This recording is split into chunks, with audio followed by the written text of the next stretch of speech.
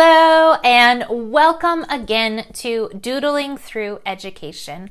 First off, I want to thank all of the new subscribers and supporters of this YouTube channel. You all have encouraged me so much with your kind comments and really encouraged me in my goal to help bring quality scientific and historical facts to your home and come alongside you and support you in your education. So thank you so much. You all are truly the best.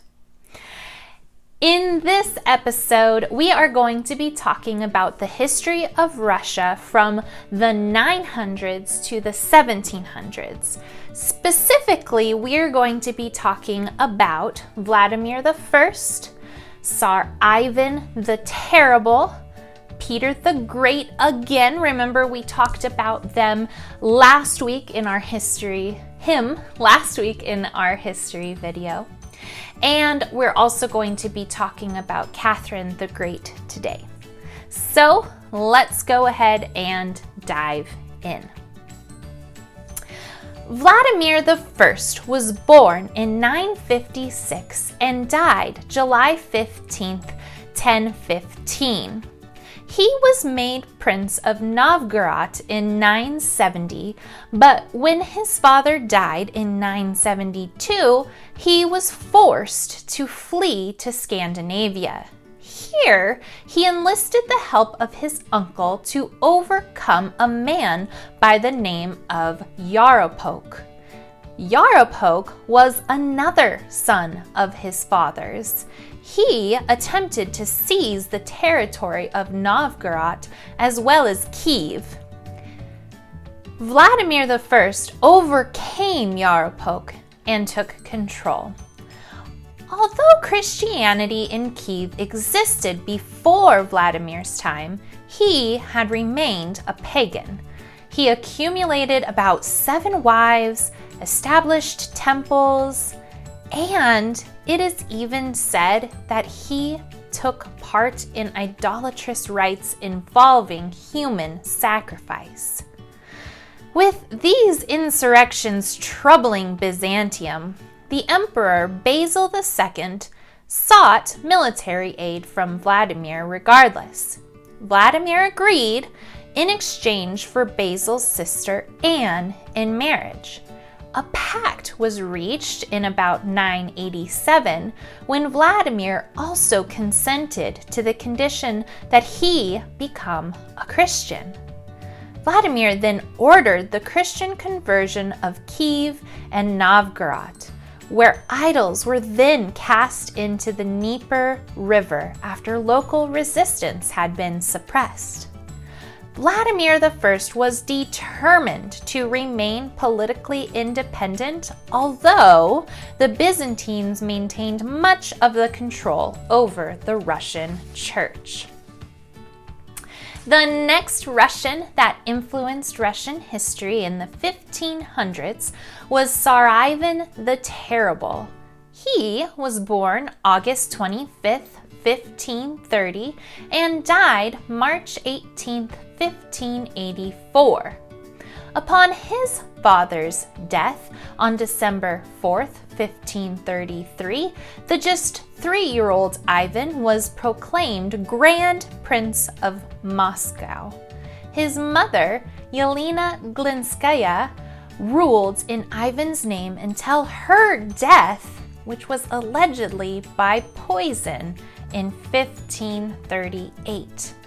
The deaths of both of Ivan's parents shows an example of the struggles for control of various factions and nobles during this time. The years 1538 to 1547 were a period of murderous strife among the clans of the warrior caste commonly termed boyars.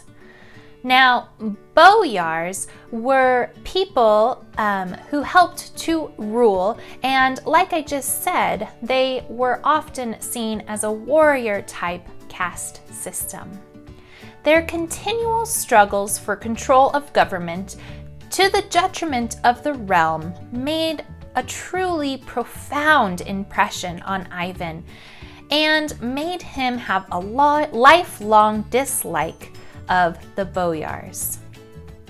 Ivan's first wife, Anastasia, died in 1560, and only two male heirs by her, Ivan, who was born in 1554, and Fyodor, who was born in 1557, survived the rigors of medieval childhood.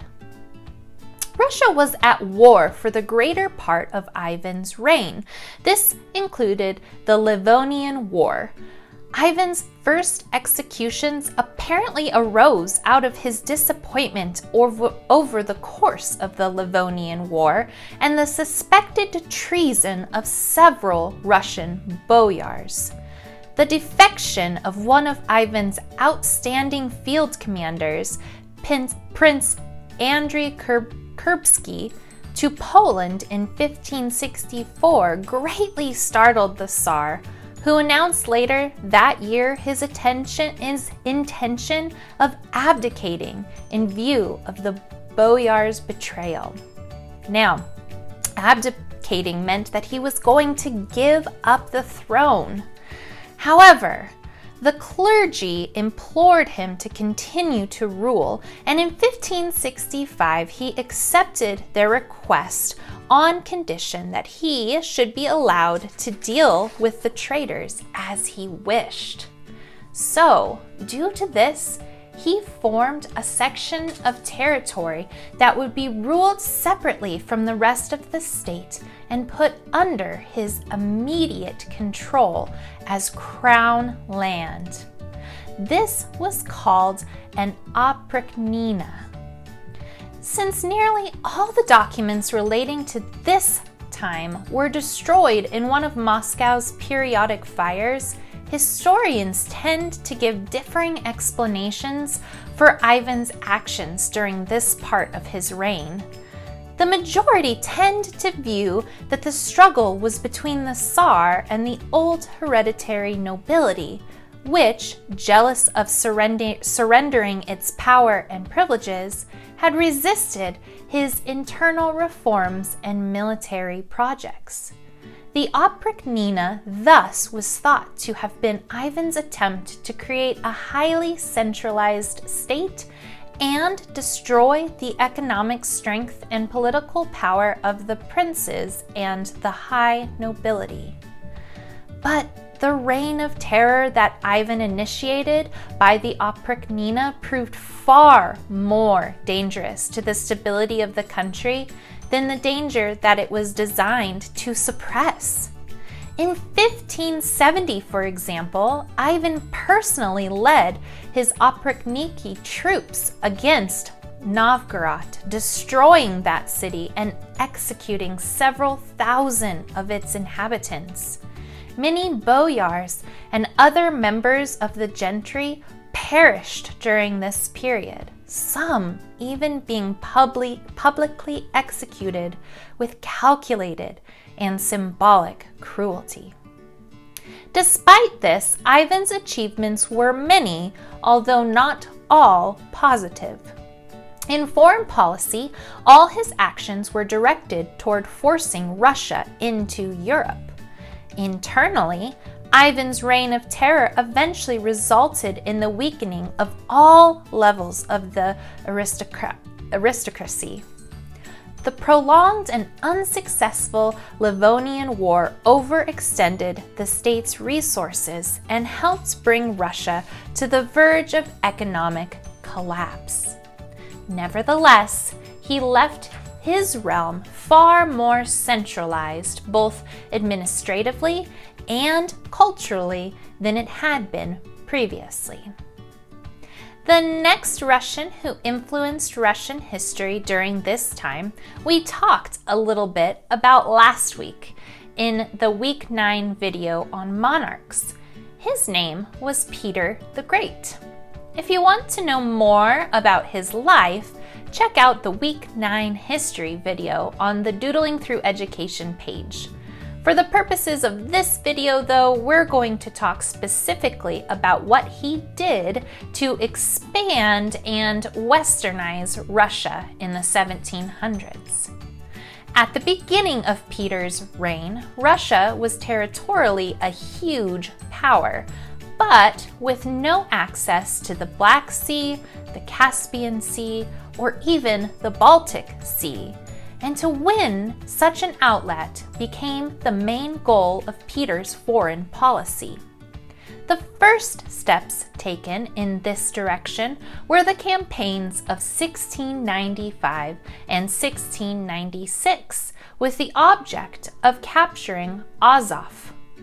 These campaigns were intended to secure the southern frontier, as well as to approach the Black Sea.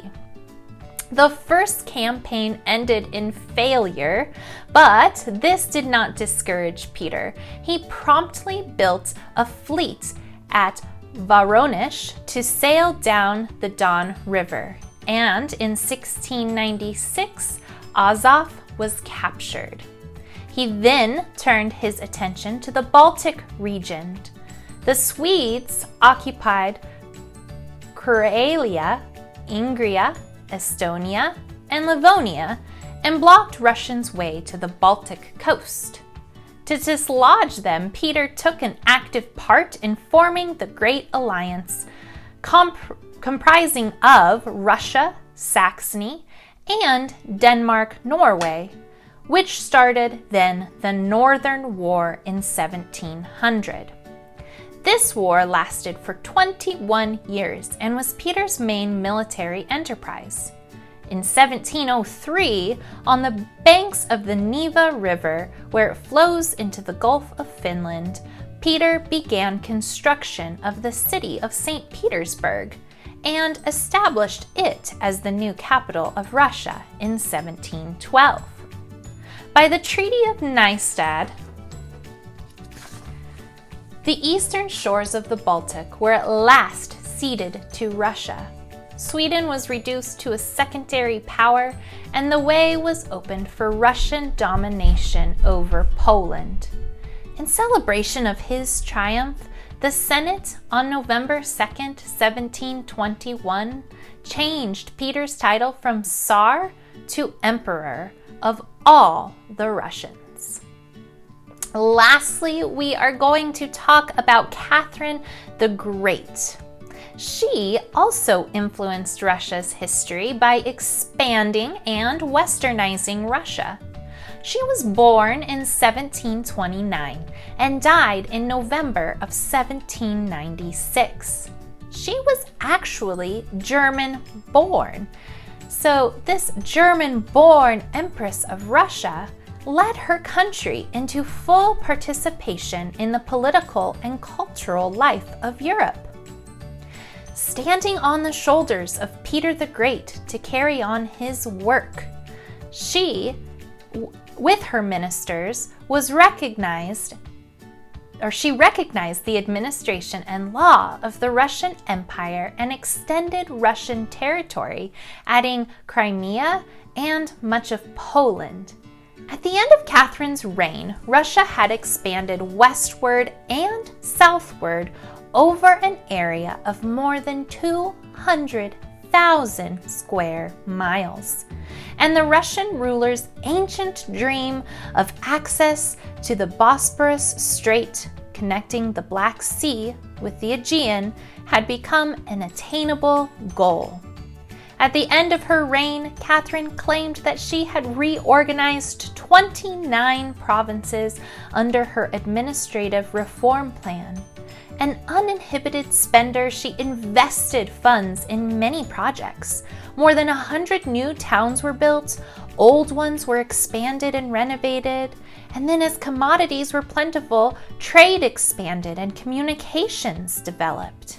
These achievements, together with the glory of military victories and the fame of a brilliant court to which the greatest minds of Europe were drawn, have won her a distinguished place in history.